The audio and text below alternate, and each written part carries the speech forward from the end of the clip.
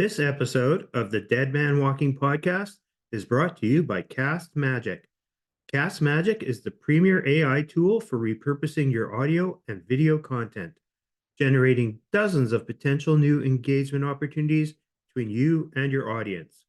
Cast Magic saves me 4 to 5 hours of post-podcast production time every week. Check out what Cast Magic can do for you by clicking the link at the top of the description box. Now, onto the podcast.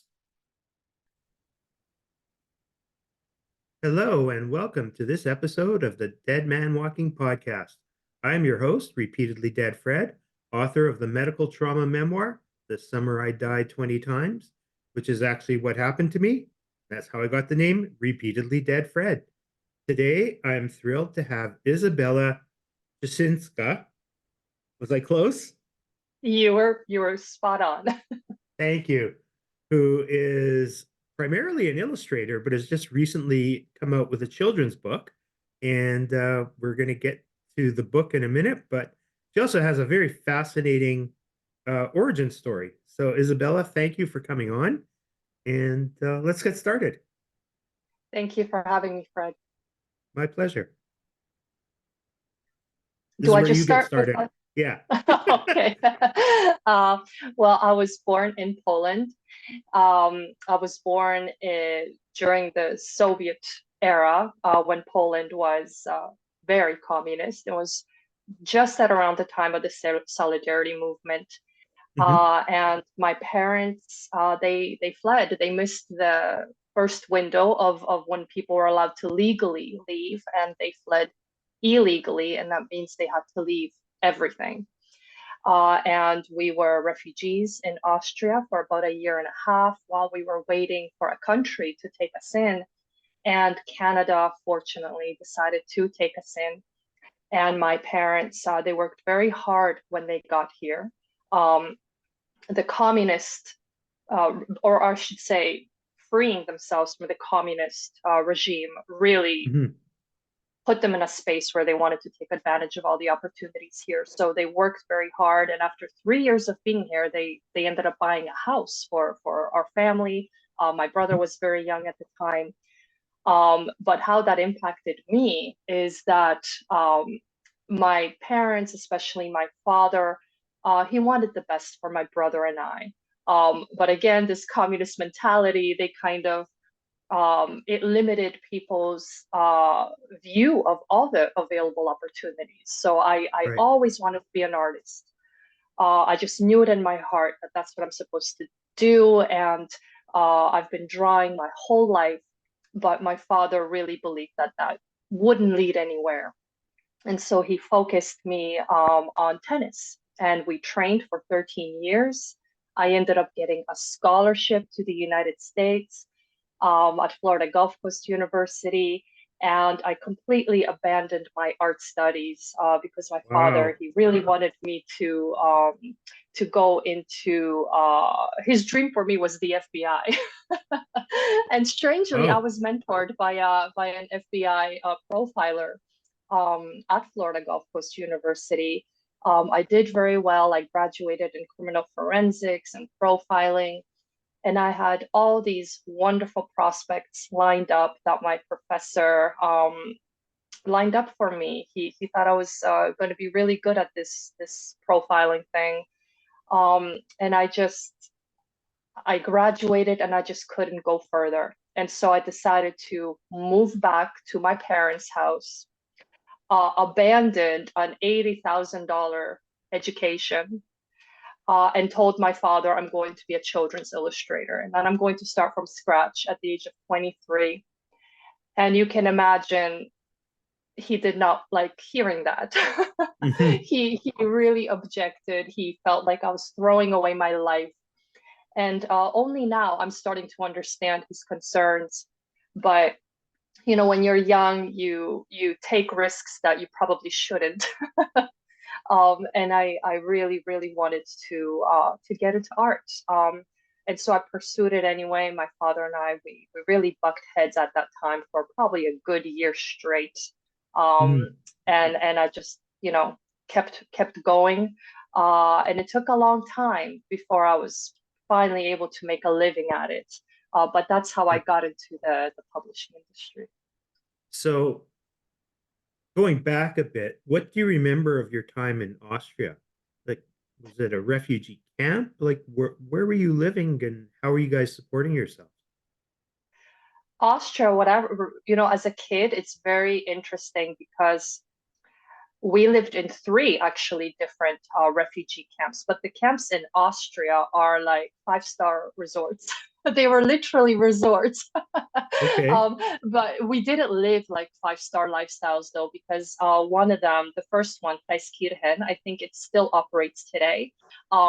It has a lot of people. So in the first refugee camp, we slept in bunk beds, like 16 strangers in a room.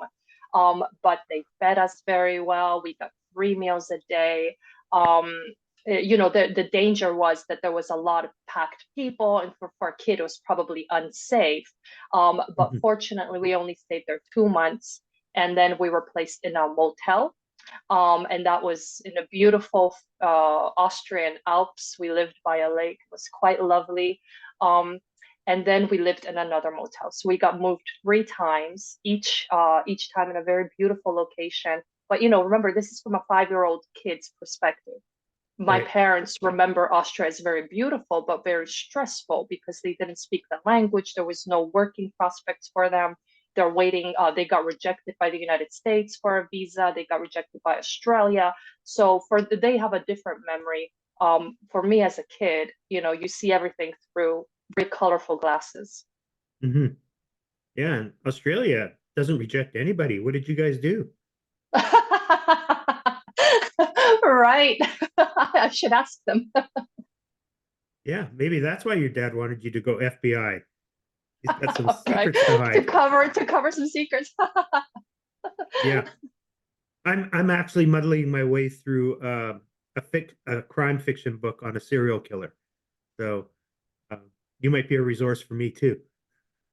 Well, let me tell you, the first thing I learned, it is not like in Hollywood. And I tried to Yeah. explain that to my dad. The job is not like that at all. Once I think in my second or third year, once we started studying, forgive me for being graphic, but dead bodies, Yeah. that's when I realized, oh goodness, I don't think this is for me. Yeah. I actually interviewed an FBI agent during my researching part, and he says, I've been in the FBI 35 years. I've never met anybody who's worked on a serial killer case. Like, there's just not that many of them. But, Oh, that's good to know. yeah. So, I don't think he was spinning a yarn for me, so I take him at his word. But, Yeah, I don't TV think and, you would. Sorry. you know, that's okay. Like you said, TV, they're like on a case a week and, stuff like that. And there's, so many different TV shows that have the same theme, but it's just not really out there. And it's harder for serial killers these days, the agent was telling me, because people don't hitchhike as much. Right. That's probably one thing. And also technology, I'm guessing. I mean, it's so much easier to get caught these days. Yeah, for sure. So how good were you at tennis? Um, I was good enough to get a scholarship. I Hmm. was not good enough to play professionally. That was my father's dream for me. So I trained for that purpose, but I would have not made a single penny. I just probably wouldn't have won many matches. And in tennis, you have to win in order Right. to make a living. But fortunately, I was good enough to get a scholarship. I had a full ride in a beautiful university in Florida called Hmm. Florida Gulf Coast University. And if anybody wants to Google that university, it truly is a beautiful university. So I guess I was probably just one level below the pros. That's pretty impressive. Was your dad an athlete or your mom an athlete? Is that where the My drive father came from? was.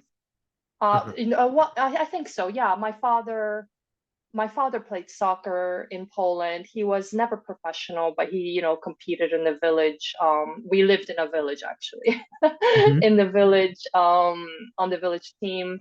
And he just loved sports. Soccer is Hmm. very big in Poland. Tennis is very well liked in Poland as well. Um, so I think for my father, it was also mm, a fulfillment of, I guess, his dream to compete on a big level. Hmm.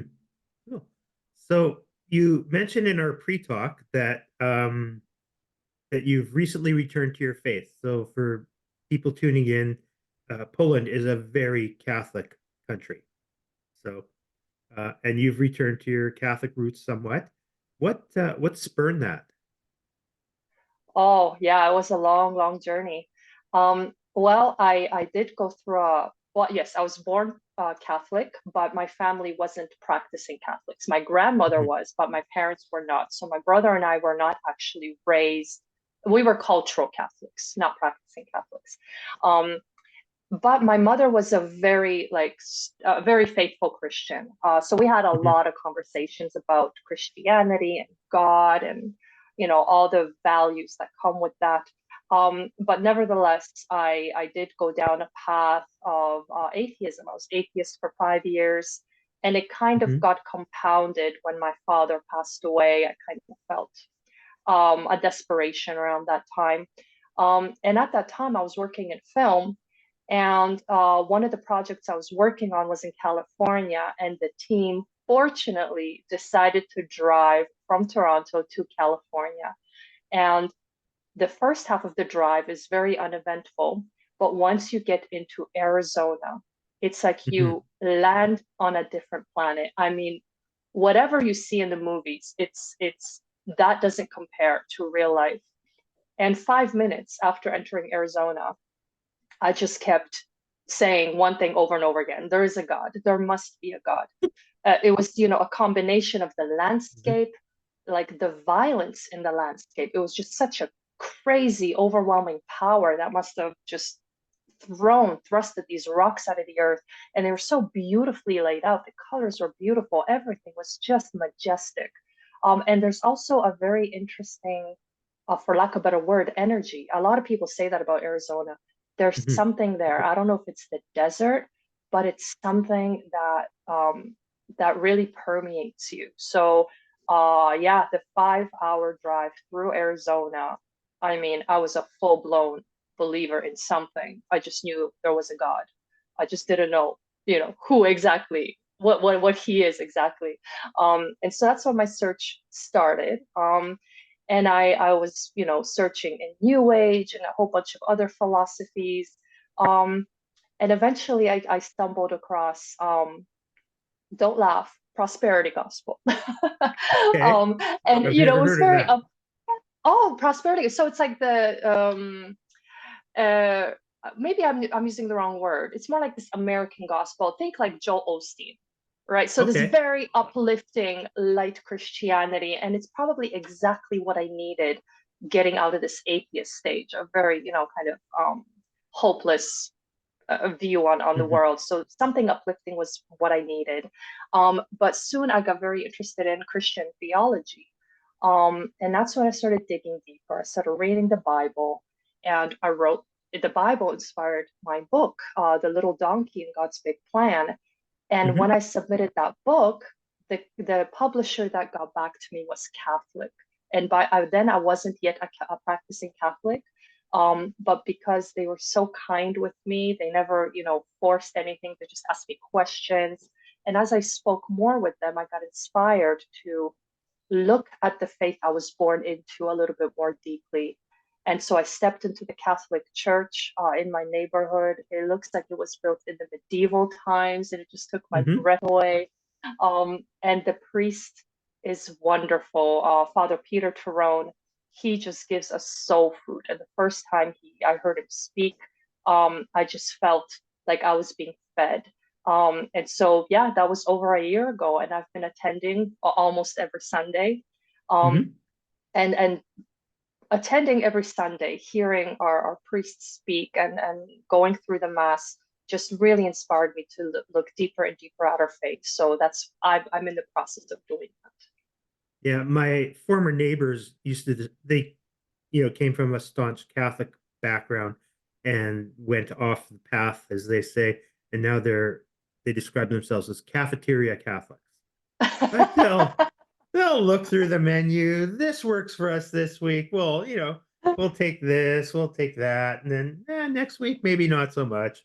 You know, so but It's not a whatever bad way works of for you. doing Oh, it's not a bad way of doing it because, even that cafeteria Catholic approach, the most important thing is that you're learning. There's no point in doing something with blind faith now, is there? Right? It's Mhm. better to do a little bit, but to really understand it and to take your time if that's what you need. So kudos to your friend. If he needs to go a little bit more slowly and um, uh, get to know every principle. To the fullness, then that's the way to do it, I think. Well, I think they've been going pretty slowly for 30 years. So, I mean, they're going really slow. Hey, even a little progress is good in my books. Sure. So you decided to write this book, and you're a very skilled illustrator. You've won a lot of awards and been nominated for a lot of awards. And where did the inspiration for the book come from?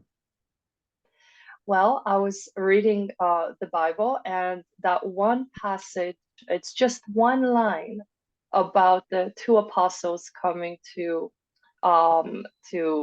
pick up the little donkey after, or just Hmm. a donkey after Jesus told them that they're going to find a donkey at this and that village. And I was like, oh man, how did this little animal make it into the Bible? And now he's immortal basically. And so that's how I Hmm. started thinking about purpose. When when we do when we find our purpose, the thing that we were created to do, we can make a lasting impact, a positive impact, not just on the community, but in some cases, some of us are going to leave an impact on humanity itself. So I wanted to write a story for children about purpose, particularly in the age where they are inspired by, social media. And they might think that their purpose is, let's say, to be famous, but Hmm. they're not really thinking about the contribution. They're more thinking about what they can get out of their purpose, but not so much what they can give. Right. So I feel that a story about purpose in today's day and age is important. The Old Testament, I mean, there's a theme of donkeys in the Old Testament. Um, you know, I'm guessing you got your source from Ezekiel, is what you put in the book that you sent me, right? I think. No, Zechariah. I have it right here. Let me check. I think you're right. I think it's Zechariah. That's Yeah. right, Zechariah 9:9. Mm-hmm. Yes. But before that, starting with Abraham, uh, when he goes to sacrifice his son, because God told him to bring um, Isaac to the altar, he packs their stuff on a donkey. That's the first revelation. And the rabbi is somewhere in there, and you check with your local Orthodox rabbi. Don't take my word as the gospel per se, but the donkey had senses that and could see things that Abraham and the rest of them couldn't. And then when Moses uh, goes from Midian, he's met his wife where he saw the burning bush, and he goes back to Egypt. He also packs his family on a donkey. And then while the Jews are in the desert, there's another donkey to a sort of sorcerer named Bilam or Balak. And this donkey can talk to you, and he sees things like angels and spirits.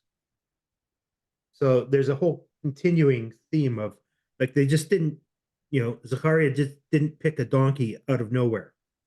And there's a whole bunch of literature about why these donkeys are significant and material to the spirituality of the world. Wow, I did not know that. That is so interesting and remarkable.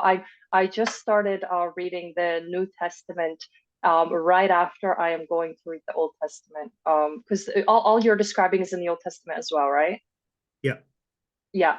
So I can't wait to get to that part. I did not know that about donkeys. yeah. And again, ask your local Orthodox rabbi, but not everything is supposed to be taken literally. Like, people take the phrase an eye for an eye. Well, we're not literally supposed to do that. That was in a section about financial damages. So, how do you, if you damage somebody's eye, how do you reimburse them or compensate them for the damage that you've done? It's not a Yeah, vengeance it's thing. I completely understand, and it's um so much of it, both Christianity and Judaism, is open. I don't want to say open to interpretation, but it has to be interpreted properly. And that's why, as I learn Mhm, about Christianity, and actually, as I'm learning about Christianity, I'm also listening to rabbis like Manis Friedman, Rabbi Manis Friedman, because I find like what you just said about the Old Testament, it's so valuable for Christians to know as well. So as I'm learning from rabbis and from priests and pastors, the people who have devoted their lives to studying scripture, they are just priceless. It's so, I think, like for anyone that wants to practice their faith, it's so valuable to listen to these people, because what you just told me, and even the eye for an eye. Yeah, mhm. people take it literally. Maybe we don't have enough time to look deeper, but the people who sit there, they've devoted their lives to it. They know how to interpret it properly. Yeah, just as a total aside, Manis Friedman plays in this house about 30 minutes a day. My roommate is obsessed with him. She listens to him every day. So, He's wonderful. What can I don't blame her. mhm, He's such a wise man, mhm, so peaceful and uh such a voice of reason, which I feel like we really need in the world mhm, to help all of us gain a more level headed approach to virtually every issue we have today. mhm. I agree. Um, so you have your book right in front of you. Want to just hold it up so people Yeah. can see I what can't we're talking? see myself. Is it in frame? Oh, there we go. It's Yes. in frame. So this is the book, Yep. The Little Donkey and God's Big Plan. Oh, and it's And got your light ring reflecting on it, so he looks like a oh little angel. He's got a halo. no, no, people know my secret. Yeah. So it's for Americans, it's available on ascensionpress.com slash Mhm. little donkey, and for Canadians, it's available on Amazon. Okay. So it it tells even the donkey, a little baby donkey, knows somehow he's got a higher purpose. Well, it And is about the donkey that took Jesus into Jerusalem. Yeah, so he starts little, and the story is about patience, and it's about faithfulness and having faith in one's purpose. So it is an Easter story, but it's also, I think, beyond that, because like I said, I wanted the heart of the story to be about purpose. So yeah, you were saying, I'm sorry, I totally cut you off. Even a little donkey knows that there's a usefulness to him. So I would love for all children, even adults, to realize there is something very useful that you have to give to the world. Reflect on that, pray on that, and it will be shown to you. yeah, I think you can say that no matter how old you are and what you've done in life, you can always find a way you can impact the world positively. It's never too late. And most of the time we don't even know the impact we're having on other people, Very positive or true. negative. Yeah, even like I mean, going back to the animal, a donkey, like such a meek and humble animal that is ignored or not valued and abused in many ways. Yet look how great of a contribution this animal makes to humanity. For thousands of years, even to this day, he is a mode of transportation. Um, and he's able to make this contribution because, you know, unlike human beings, animals are very much in tune with their nature, and they don't stray from that. And maybe their egos don't allow them, like our egos allow us to kind of perhaps step outside what we are really supposed to be doing. Um, but yes, I think it's very valuable to stay in touch with that purpose because it changes with age, as you said. You know, you never, Mhm. no matter how old you get, there's always something you can give, and your purpose might change over time. For sure. And actually, there's another donkey reference that I forgot about. It's, if you come across a donkey uh, that can't handle its burden, you're obligated to relieve the animal of its burden. Do you remember where that is, where that's written? Mm, no, but I'm sure uh, an easy Google search will find it. So, but it's It's definitely Old beautiful. Testament because that I just do Old Testament, or as I call it, the Testament. It's such a beautiful sentiment. Yeah, I mean, we are custodians of God's creatures, right? Mhm. They are here to, like I said, do their purpose, fulfill their purpose, whether it's in the farmyard or elsewhere. But it's our job to take care of them and not harm Definitely, them. You definitely. know. So, I was looking at the illustration in the book, and like you're really good. So, um, you're obviously, I'm guessing you're obviously available to do illustration, and that sort of work for other people. Yes, I am. I primarily work as an illustrator. That is my full-time career. So yes, if people are looking for an illustrator, they can find me at izzypics.com. Um, but I am now just starting my career as an author slash illustrator. Yeah. Okay. So when is the book out, or is it out? It is out. It came out on February 9th. Okay. And do you have any reviews yet? I do. We got several very nice endorsements. They're on my website, and we did start getting reviews coming in just recently. So we have, I think, several on Amazon, and we're waiting for a few more on on Goodreads. Okay. So if You're off to anybody a good read the start. book, and yeah, yeah, we're always, you know, welcoming more. Anyone who has already received the book, please go and review it. Well, I like the book. It's really good. So, um, I guess what age would you say this is for? Like 5 to 8, kind of? Yeah, I would say 5 to 8 is the perfect age. Um, 8 might be, you know, they might already start scoffing at it, like, what is this children's book? I read Yeah. literature now. Hmm. But I think we can still squeeze an 8-year-old in there. Okay. Well, Izzy, this has been fantastic. I really appreciate you coming on, and I wish you the best of luck, and I wish you many sales.